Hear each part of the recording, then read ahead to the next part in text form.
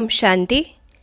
आज 14 नवंबर 2022 की मुरली में बाबा विशेष प्रेरित करते हैं हम बच्चों को कि हम इस चीज़ को सिद्ध करें, गीता का भगवान शिव बाबा है, श्री कृष्ण नहीं है। तो जैसे सबसे पहले बाबा ने कहा कि सेवा करने के लिए हमें मुख्य धारणाएं क्या चाहिए, यानी सेवाधारी कैसे हों।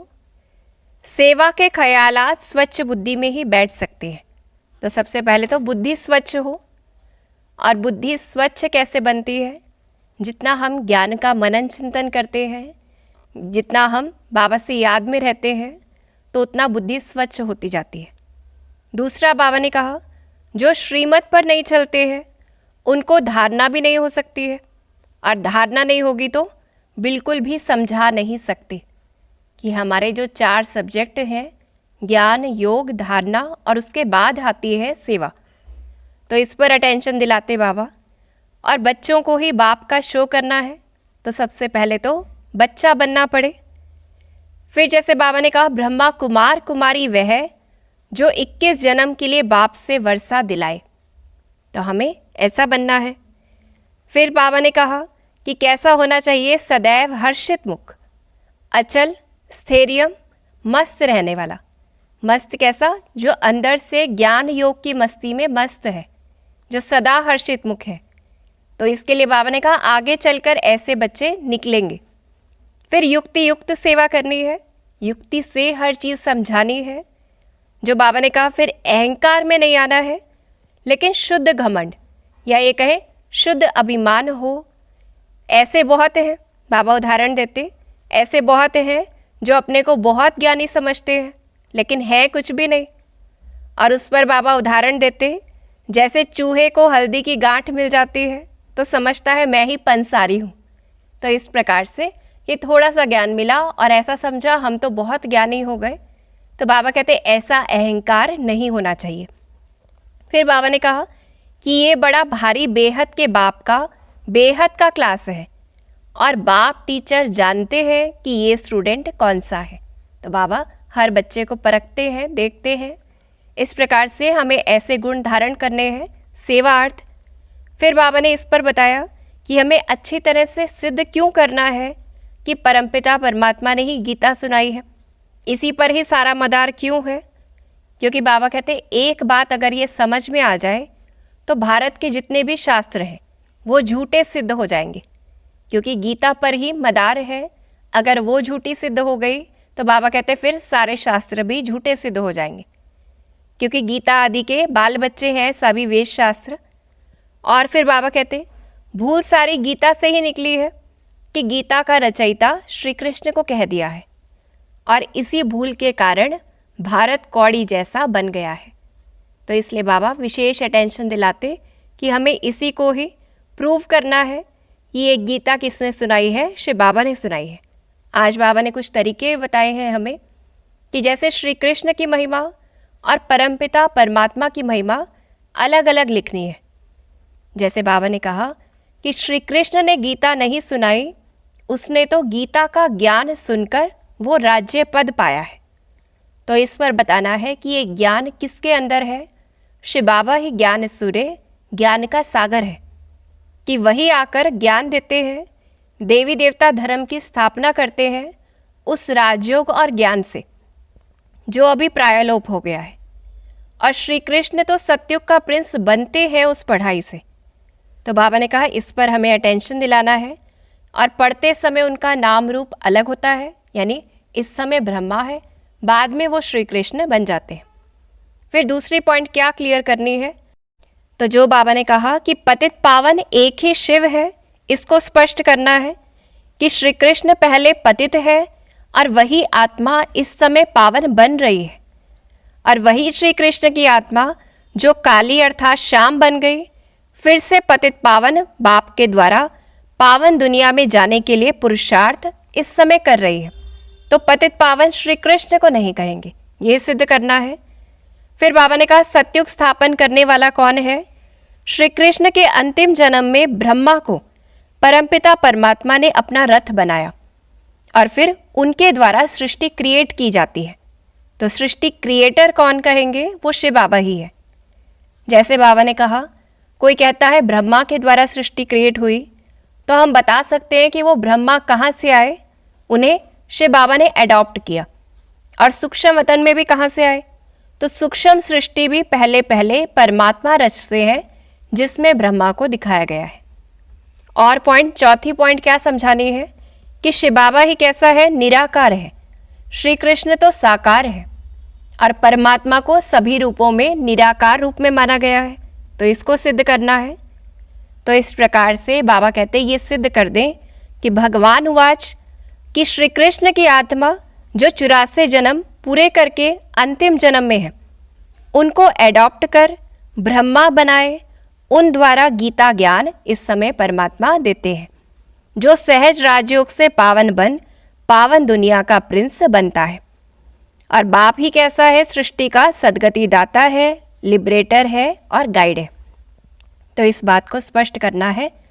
और हम और पॉइंट्स भी देख सकते हैं, बाबा ने कुछ हमें दिए हैं, कुछ हमें मनन चिंतन से निकालने हैं कि परमात्मा ही दुख हरता सुख करता है, श्री कृष्ण नहीं है, जो कुछ दिन पहले बाबा ने कहा था।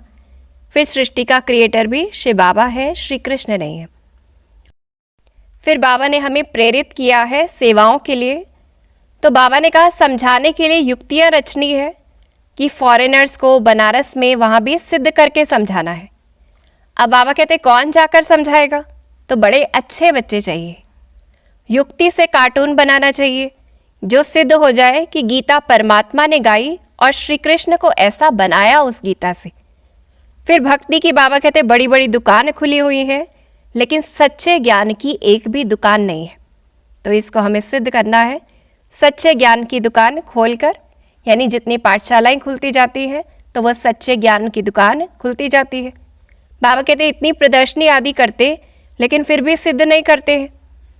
और इस समय परमपिता परमात्मा ने ज्ञान का कलश माताओं पर रखा है, तो बाबा माताओं को भी ऊंचा उठाते कि माताएं ही स्वर्ग का द्वार खोलती हैं। तो प्रेरित कर रहे हैं बाबा सभी माताओं को सेवा में आगे आने के लिए। फिर बाबा कहते कुमारियों की महिमा भी बड़ी भारी है और मुख्य मम्मा की है, जिस पर आज बाबा ने कहा कि मम्मा के ही मंदिर बनते हैं, जो गुप्त बूढ़ी माँ यानी ब्रह्मा बाबा के मंदिर नहीं बनते हैं। फिर भक्ति मार्ग में तुम इतनी मेहनत करते आए हो, अब तो दरकार नहीं है इसकी, ये तो सेकंड की बात है। तो इसलिए बाबा प्रेरित कर रहे हैं। और बाबा ने कहा जो कल्प पहले तुमको सिखाया था, जो चित्र पहले बनवाए थे, अब भी वही बनवा रहे हैं। तो कोई नई बात नहीं है, पहले भी किया था, अब भी कर सकते हैं। फिर बाबा ने बताया सिद्ध कर कर क्या क्या चीज़ें बतानी है हमें। सबसे पहले तो गीता किसने सुनाई, यही सिद्ध करके समझाना है। तो जैसे बाबा ने कहा क्या बताएं इसमें हम कि श्रीमद् भगवत गीता सर्वशास्त्रों की माई बाप है, यानी सर्वशास्त्रों में सबसे ऊंची है। सबसे पहले तो ये सिद्ध करना है। फिर श्रीमद् भगवत गीता माता बोला जाता है, तो इस माता को जन्म किसने दिया। जैसे बाबा ने कहा क्राइस्ट ने बाइबल को जन्म दिया, वो तो क्रिश्चियन धर्म का शास्त्र है, तो गीता को किसने जन्म दिया, इस पर हमें सिद्ध करना है कि जैसे क्रिश्चियंस के लिए क्या कहेंगे, वो बाइबल के पिता हो सकते हैं, लेकिन यहाँ पे क्या है, माता पिता दोनों हैं। तो इस प्रकार से बाबा कह रहे हैं ये चीज़ समझानी है कि उसको रचने वाला कौन है, कि गीता की शिक्षा किसने दी, जो पुस्तक बनाकर फिर उसे पढ़ी जाती है।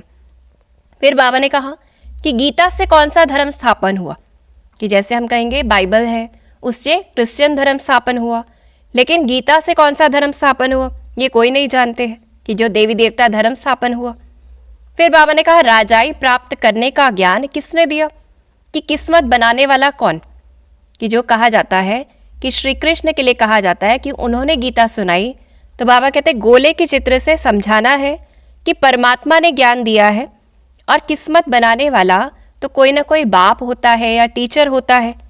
राधे कृष्ण सतयुग में बैठे हैं, उनकी किस्मत तो बनी हुई है, तो उन्होंने अपने को तो खुद को ज्ञान नहीं दिया, ज्ञान देने वाला ज़रूर कोई दूसरा है, तो इस पर बताना है।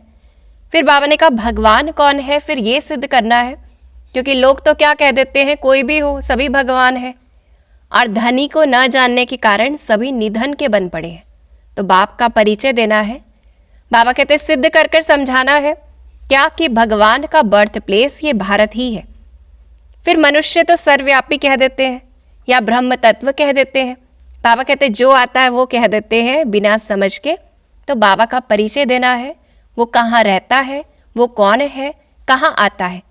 फिर कहते हैं ब्रह्मा का दिन ज्ञान और ब्रह्मा की रात भक्ति। तो इस पर भी बताना है कि इस समय वो रात चल रही है, यानी अज्ञानता का अंधकार है, और फिर वो दिन आने वाला है, यानी ज्ञान का सोजरा होगा। फिर जैसे बाबा ने कहा कि शांति का दाता कौन है, ये भी बताना है, क्योंकि वो लोग सम्मेलन करते हैं, शांति के लिए सम्मेलन करते हैं।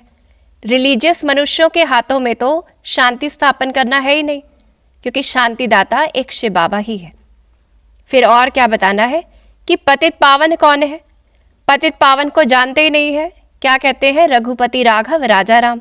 तो बाबा कहते हैं झूठा बुलावा करते हैं, यानी बुला किसी और को रहे हैं, सोच किसी और को रहे हैं, जानते कुछ भी नहीं है।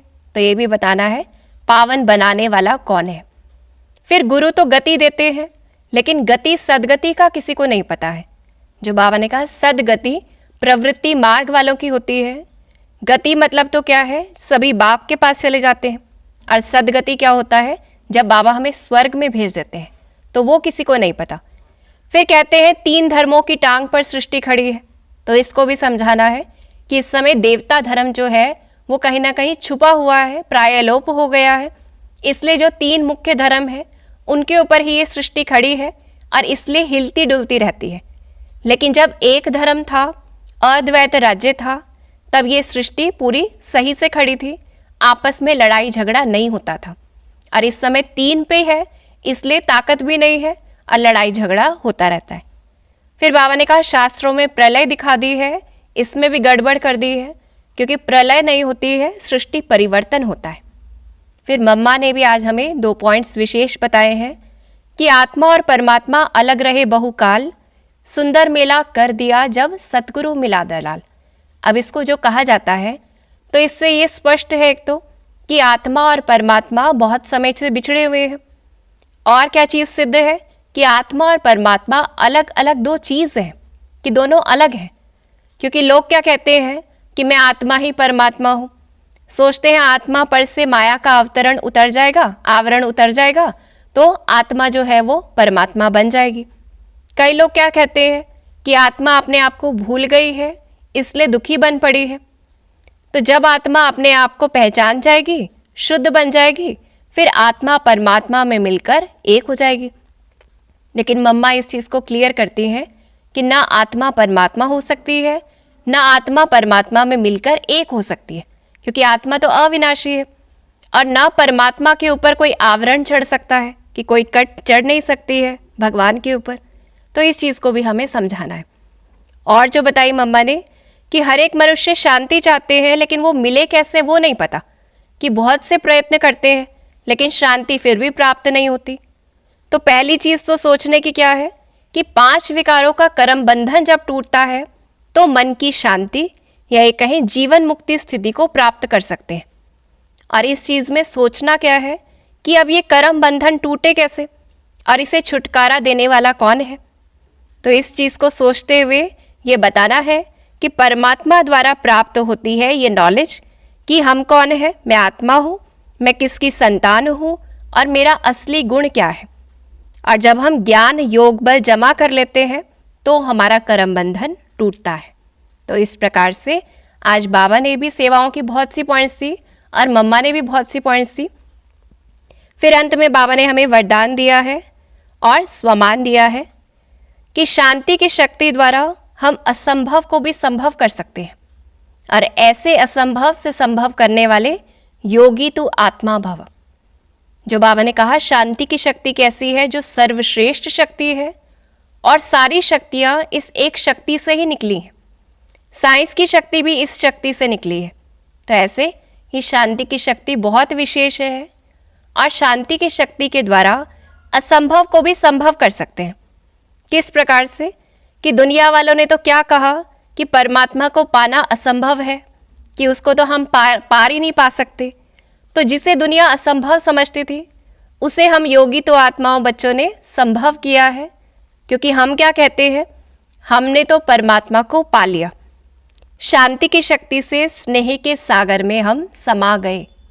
तो ऐसे हम पाने वाले बच्चे हैं।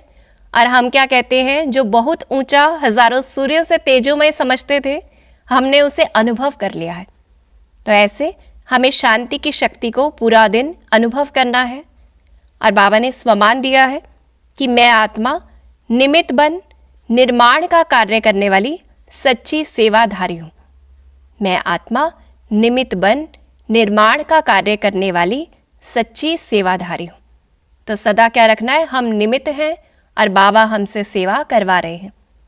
तो आज हमें सेवा की नई नई युक्तियाँ भी निकालनी है और शांति की स्थिति में स्थित रहकर निमित्त स्वरूप रहना है। ओम शांति।